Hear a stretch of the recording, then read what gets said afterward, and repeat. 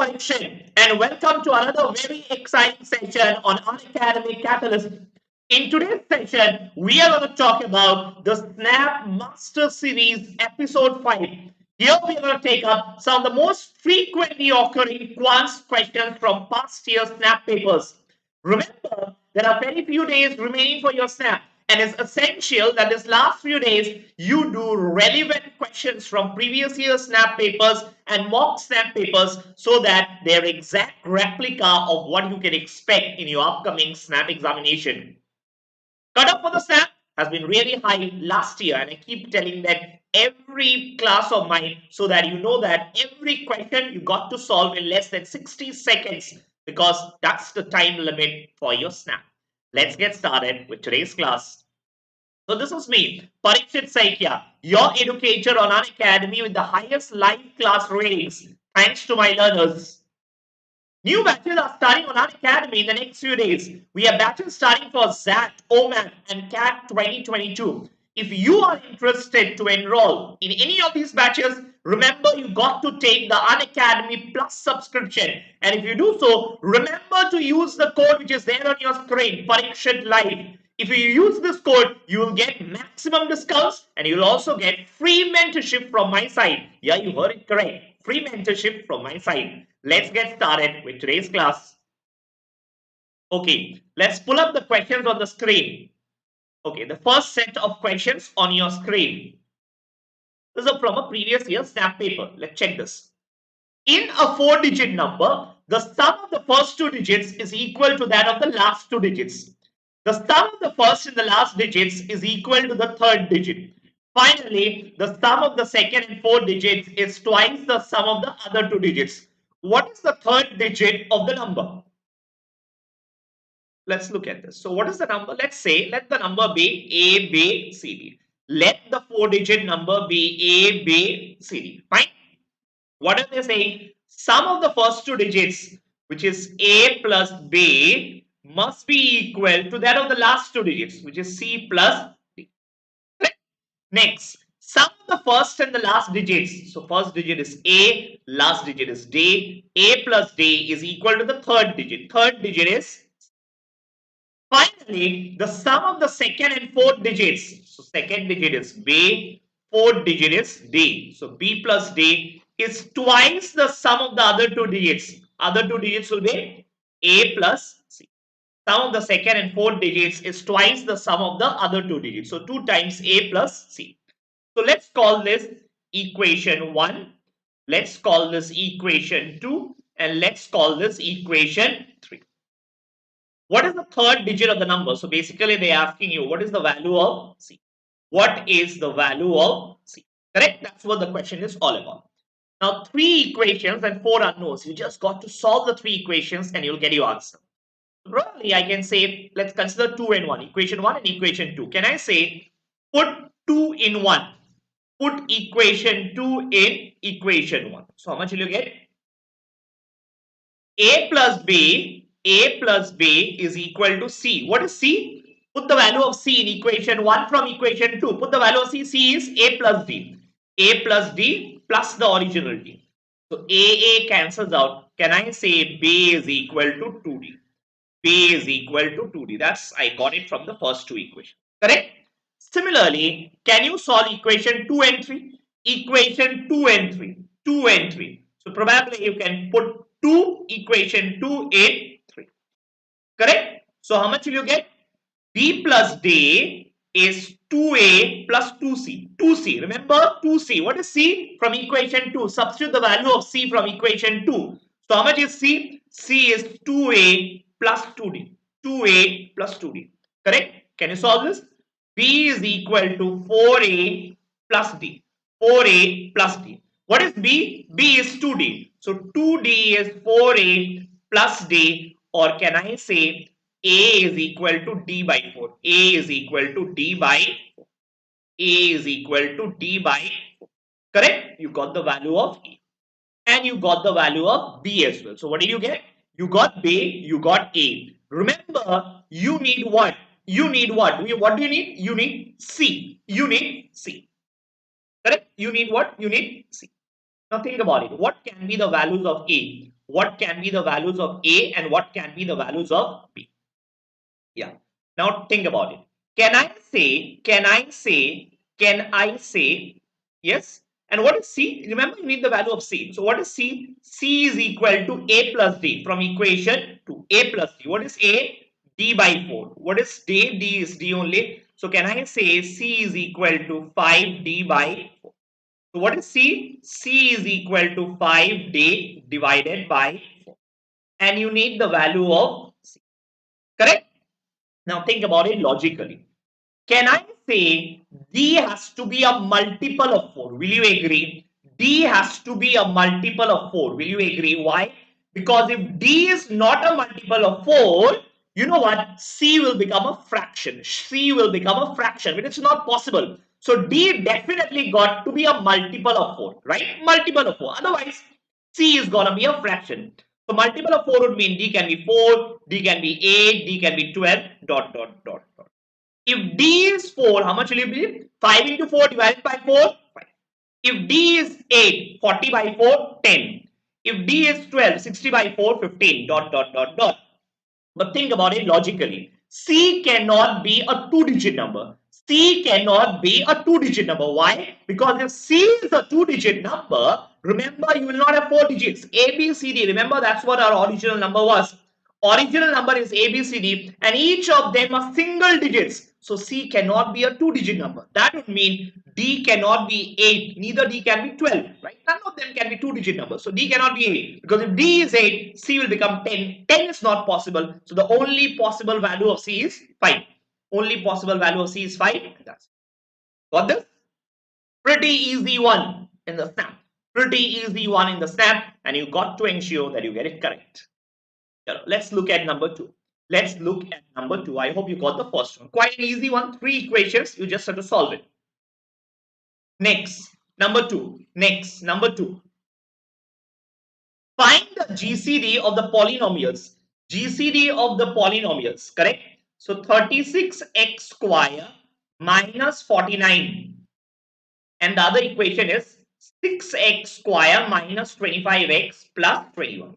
Now what is GCD? GCD means highest common factor. GCD means highest common factor. You are looking at common factors. So it's just about factorizing it. So can I say 36x square is nothing but 6x whole square minus 7 square. Will you agree? Why 7 square is 49?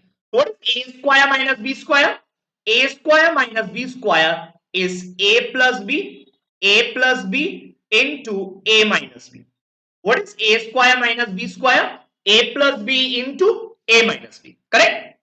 What about the other side? Can you factorize it? 6x square, do midterm factorization. Sorry.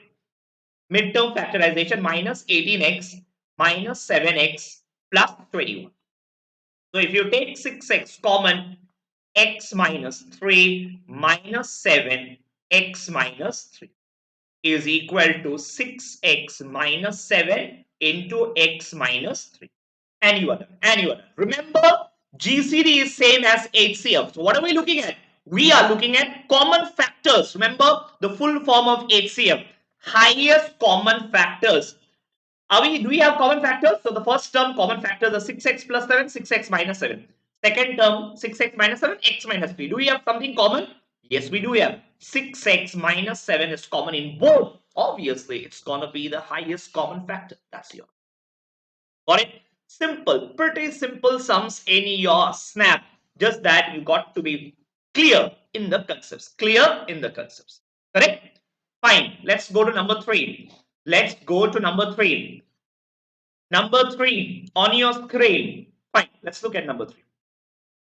The price of an item was increased during festival season by 10%. Later, the new price was decreased by 10%. If the latest price is 1000, what was the approximate original price? Fine. So let's say original price was 100 rupees. 100 rupees. Now what has happened? Initially, price increased by 10%, meaning it became 110. Why? Because 10% of 100 is 10. Next, decrease by 10%. Decrease by 10%. What is 10% of 110? 11. So decrease, so minus. So 110 minus 11 is 99. That's what you get. Question is saying, author is saying, latest price is 1000. What was the approximate original price? So remember, you started with 100. Because you started with 100, you got your answer as 99. Author is saying, no, 99 is not my number. My number is 99 is actually 1000. Fine. So what you got to do? You got to convert your answer to match the author's answer. Your answer to match the author's answer. Correct? How will you match it? So 99 got to become 1000. So with what should you multiply? So 1000 divided by 99, right? 99 11s are 990. So 10, right? 11.1. 11.1. Approximately 11.11s are 990, 100. Yes, 11.1. So 99, if you multiply with 11.1, approximately you will get 1000 is your answer. Correct? You will get 1000 as your answer. Author is saying 1000. So my answer is 99. Author's answer is 1000. What is the relation between both of us? 11.1. So you got to multiply every number of yours with 11.1. So if you multiply 100 also with 11.1, how much will you get? 1110. Question is, what is the approximate original price? None of these, right? None of the answer options are close to 1110. That's your answer. So always take your own numbers, do the calculations, and last May you adjust with what the author is saying, right? Last May you adjust with what the author is saying. Okay, let's go to the next one. Number four. In how many ways can we arrange the word capstone so that all the vowels come together? Fine. Capstone is the word. CAPSTONE. First, identify the vowels. So what are the vowels? A is a vowel, O is a vowel, E is a vowel, right? So what do we have? The vowels should be together. So A, O, E. These three letters should be together. What are the remaining letters?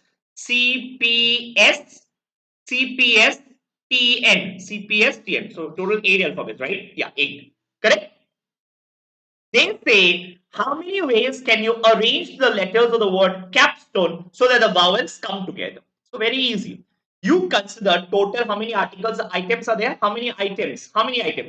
One item, two item, three item, four item, five item, six items.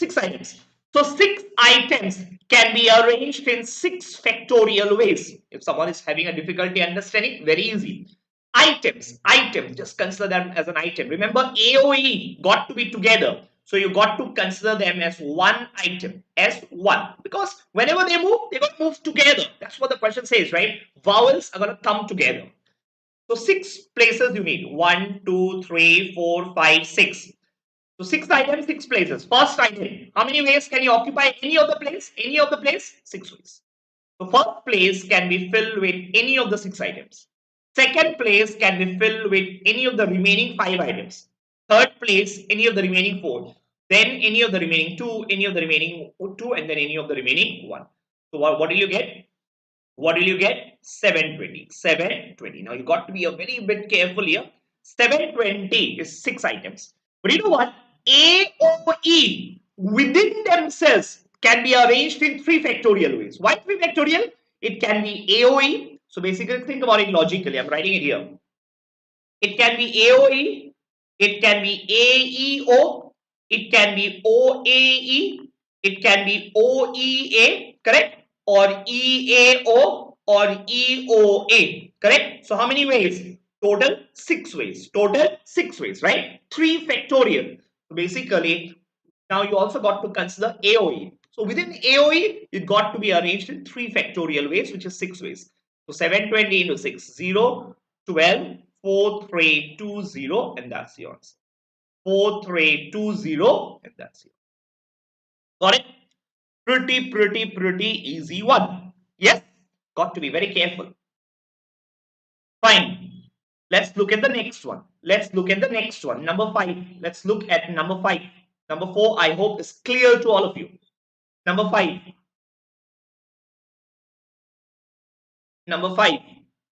A company employs 35 people whose average age is 45 years. The 10 most aged people have an average age that is 20% more than the average of all the 35 people in the company. Okay. Average of 35 people. What is the average of 35 people? Average of 35 people. Let's write it down. It's a big paragraph. So let's not read the entire thing and waste our time. Take one line at a time. Average of 35 people is 45. 10 most aged people have an average which is 20% more than the average of all 35.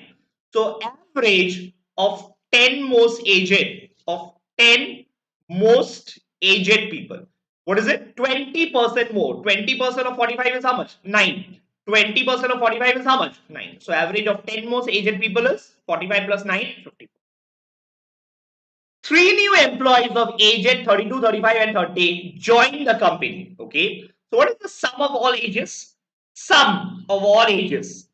Sum of all ages is nothing but average into the number of people. Will you agree?